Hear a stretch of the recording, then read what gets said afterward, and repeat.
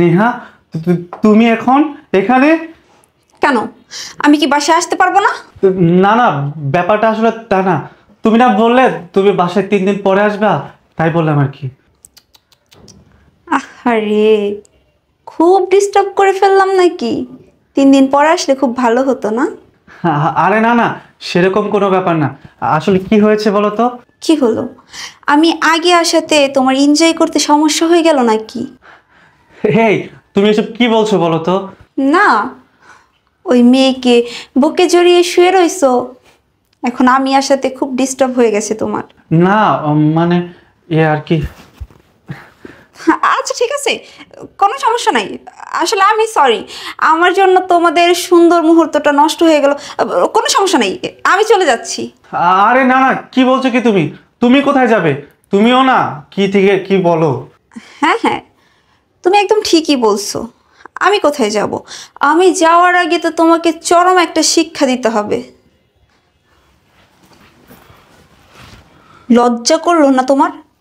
আমি বাসায় নেই এই সুযোগে তুমি একটা মেয়ে মানুষ বাসায় এনে বুকে জড়িয়ে শুয়ে রইছো। আরে না না, তুমি কি বলছো? তুমি আসলে যা দেখেছো তা না। আমি যা দেখেছি তা না? হ্যাঁ, যা দেখেছি তা না, আমি তোমার নিজের চোখে দেখলাম এসে। দেখো, তুমি না নিজের চোখে ভুল দেখেছো।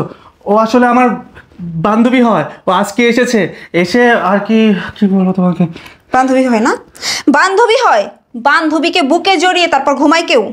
আমাকে শিখাও, আমি কিছু বুঝি না? হ্যাঁ, কিছু বুঝি না আমি? আমি তোমাকে এত বিশ্বাস করতাম, আমার বিশ্বাসটা তুমি এইভাবে ভেঙে দিলা।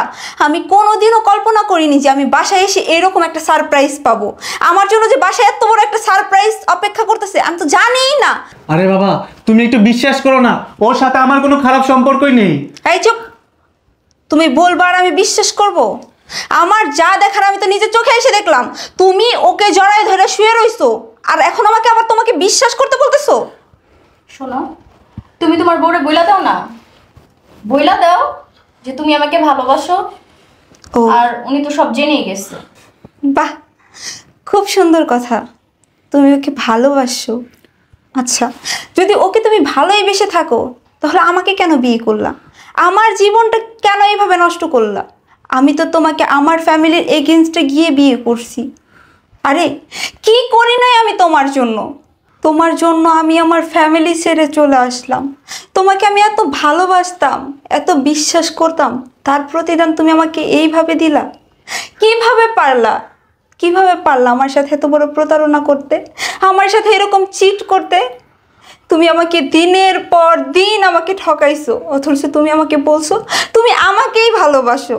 আমি ব্যতীত দ্বিতীয় কোনো নারী তোমার জীবনে নাই। এখন এটা কি? আমি আজকে এসে কি দেখলাম? এখন নাকি তুমি এই মেয়েকে ভালোবাসো? ও, এখন কি আমি পুরনো হয়ে গেছি? পুরনো জিনিস কি আর ভালো লাগে না? আরে, যদি আমাকে তোমার ভালো না লাগে তুমি আমার ক্লিয়ারলি বলে দিতা যে তুমি আমার সাথে সংসার করতে চাও না। আমি কেন এসে এইগুলো দেখলাম? শোনেন, আমাদের অনেক আগে থেকেই সম্পর্ক, আর আমরা দুজন দুজনকে ভালোবাসি, দুজন দুজনকে ছাড়া থাকতেও পারি না। আর আমার বাবা মা আমাকে জোর করে বিয়ে দিয়ে দিচ্ছে। আমার হাজব্যান্ড প্রবাসে থাকে, তাই যখনই সময় পাই আমরা দুজন এক হই। আর আপনি বাসায় নাই, তাই আসছি। আচ্ছা, তা তোমরা দুজন দুজনকে যে হয়তো এতই ভালোবাসো, এতই পছন্দ করো, তাহলে বাবা মা জোর করে বিয়ে দিয়ে দিল আর বিয়ে করে নিলা কেন? তখন কিসের জন্য বিয়ে করছো? এখন তো তুমি এইখানে দুইটা মানুষকে ঠকাইতেছো। তুমি আমাকেও ঠকাইতেছো, তোমার প্রবাসী হাজব্যান্ডকেও ঠকাইতেছো। এই যে তোমাদের মতো কিছু মেয়েদের জন্য না আজকে কিছু কিছু মেয়েদের জীবন এরকম বরবাদ।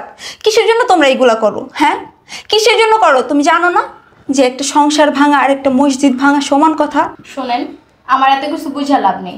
আমি ওকে ভালোবাসি, আমি এতটুকুই জানি। না, এগুলো কিন্তু ভালোবাসা বলে না। এগুলো তো ভালোবাসা না, এগুলো হচ্ছে নষ্টামি। আর তুমি তুমি কিভাবে পারলা? তোমার যে হয়তো ওকেই ভালো লাগে, তা আমাকে কেন বিয়ে করছো? ওর হাজব্যান্ড প্রবাস থাকে, তুমি সারা জীবন ওকে নিয়েই থাকতা। শুধু শুধু আমাকে বিয়ে করে আমাকে সাইনবোর্ড বানায় আমার জীবনটা তো নষ্ট করার কোনো মানে ছিল না। আমার জীবনটা কেন নষ্ট করলা তুমি? হ্যাঁ, আরে বাবা তুমি থামো না। তুমি অনেকক্ষণ ধরে অনেক কথা বলছো। দেখো, হ্যাঁ আমি মানছি যে ওকে আমি ভালোবাসতাম। তোমার অবর্তমানে ও বাসায় এসেছে, ওর সাথে খারাপ কিছু আমি করে ফেলেছি। দেখো, আমি কিন্তু তোমাকেই সত্যি ভালোবাসি, আর আমি তোমার সাথেই থাকতে চাই। একটা ভুল যেহেতু হয়ে গেছে, তুমি প্লিজ আমাকে ক্ষমা করে দাও না। চুপ চুপ, একদম চুপ। আর একটা কথা বলবি না। কি ভালোবাসিস? তুই আমাকে ভালোবাসিস? ভালোবাসা তোর মুখে মানায় না। তুই ভালোবাসা বুঝোস? ভালোবাসা কারে কয়? তুই যদি আমাকে বিন্দু পরিমাণের ভালোবাসতি না, তাহলে আমার বাসায় আমাকে রেখে তুই তোর সাবেক প্রেমিকাকে এনে এরকম ফষ্টি নষ্টি করতে পারতি না। শোনো, আমি একটা ভুল করে ফেলেছি। আমি তোমায় বারবার করে বলছি তো, আমি একটা ভুল করে ফেলেছি। এবারের জন্য আমাকে মাফ করে দাও না প্লিজ। না, এটা তো ভুল না, এটা অন্যায়। আর তুই জেনে বুঝে ভুল করবি, সেই ভুল আমি মাফ করে দিব? কিভাবে ভাবলি? আমি তো তোর সাথে সংসারই করব না। আজকে আমার নিজের চোখের সামনে আমি যা কিছু দেখলাম, তারপরেও তুই ভাবতেছিস তুই আমার কাছে মাফ চাবি আর আমি তোকে মাফ করে দিই তোর সাথে সংসার করব? প্রশ্নই আসে না। আমি এখন এই মুহূর্তে চলে যাব আমার বাবার বাড়িতে। আচ্ছা আমি বুঝলাম না, তুমি এত রিকোয়েস্ট কেন করতেছো তোমার বউকে? আর শোনেন, যখনই আপনার হাজবেন্ড সময় পায় না, আমার কাছেই যায়। ও, এই জন্যই তো বলি কিছুদিন পর পর আমাকে কেন বলা হয়।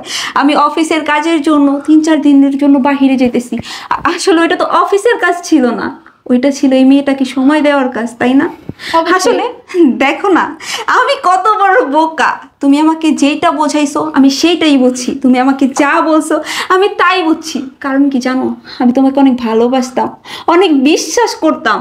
কিন্তু বিশ্বাস করো, তুমি যে আমার ভালোবাসা বিশ্বাস 1 সেকেন্ডের মধ্যে এরকম ভেঙে তছনছ করে দিবে, এটা আমি কোনো দিনও ভাবতে পারি নাই।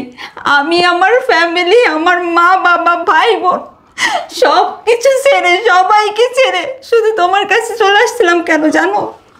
একটু ভালো থাকার জন্য, একটু ভালোবাসা পাওয়ার জন্য। কিন্তু না, আমি পাইনি।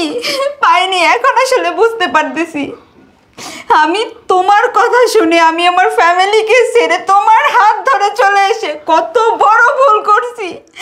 এখন আমি হাড়ে হাড়ে টের পাইতেছি।